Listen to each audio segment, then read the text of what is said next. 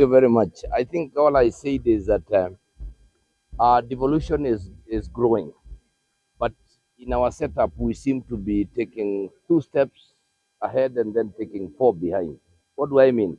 When we began this devolution journey, we had the Ministry of Devolution under the current governor of Kirinyaga, Governor Waiguru.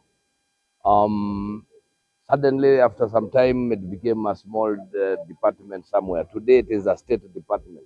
So, what are we saying? Is that our commitment to devolution? What we are saying is we would want a fully fledged ministry that is really ensuring that we stop teetering and we walk straight and make giant steps towards full realization of devolution.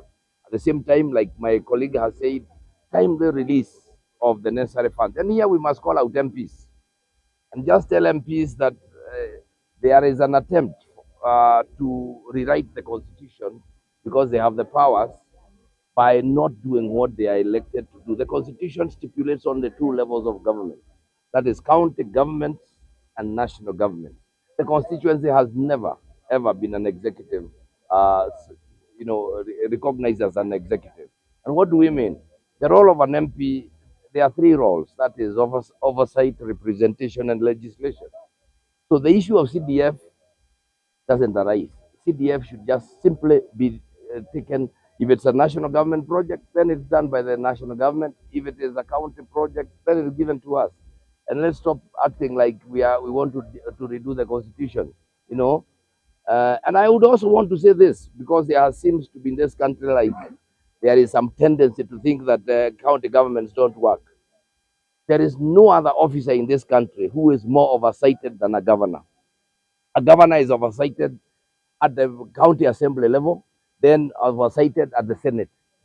So who oversights the rest of these other officers? The president should be essentially being oversighted by parliament, but your guess is as good as mine. They are in bed together. That's the truth. So even as we focus and try to push around the devolution and try to demonize governors, it is important to know that we are the most oversighted officers in this country who have to go through double oversight.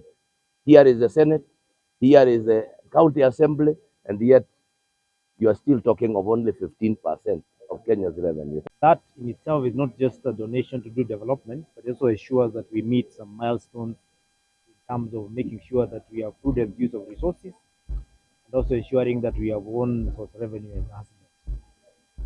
However, some of those factors or some of those parameters that have been put in KDSP will not be achieved unless we, as a nation, as the government, both national and the county government, ensure that we have clear timelines that are set by the constitution in the disbursement of resources. And especially when it comes to the issue of county government's additional allocation act, it cannot be normal that funds that are supposed to be used the whole year are only made available for 1 month. Because all Kenyans are aware, even the donors of World Bank are aware, that the SIGA was passed 1 month ago, which is just 1 month to end of financial year. It was signed about 2 or 3 weeks ago. The disbursement schedule as we sit here has not been released to the Treasury by the Senate. By the time those monies hit the account, it will just be days to the end of the financial year, not months.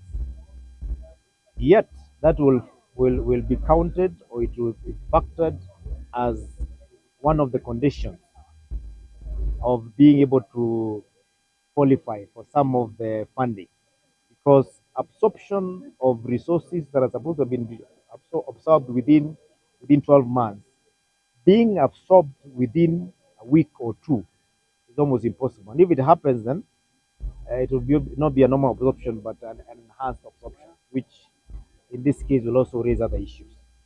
The procurement process, of course, the IFMIS is closed just before the end of the financial year. By the end of May, IFMIS, in terms of being opened for procurement, it is not possible. And And when and until we address that issue of timely release of all disbursement, then some of these programs may always be having a reporting of below 50% in terms of performance. And you cannot blame it to the governors, you can't blame it to the county government, you can't blame it to implementing agencies, including the NORS themselves. Thank you. The political interference that has been raised by Treasury with regards to a probability of separating the two bills. What will the COG be thinking about this? Well, that recommendation has already come out. That our recommendation as the Council of Governors, because it affects all programs in the 47 counties, is there's no logic in separating the DORA and the SIGA, because they are all acts of finances or money bills which are going to serve the same counties. So why are they put in separate boats? We are saying put them in the same boat and be passed at the same time, because DORA affects all operations, including remunerations like salaries, affects all other programs, including what is available for the members of parliament like CDA. So let us put it together so that they sail in one boat, so that if it sinks together. If it sails through for everyone. Instead of being discriminative and just only identify and delay what is due as conditional grants to counties. But Your Excellency have raised concerns on not realizing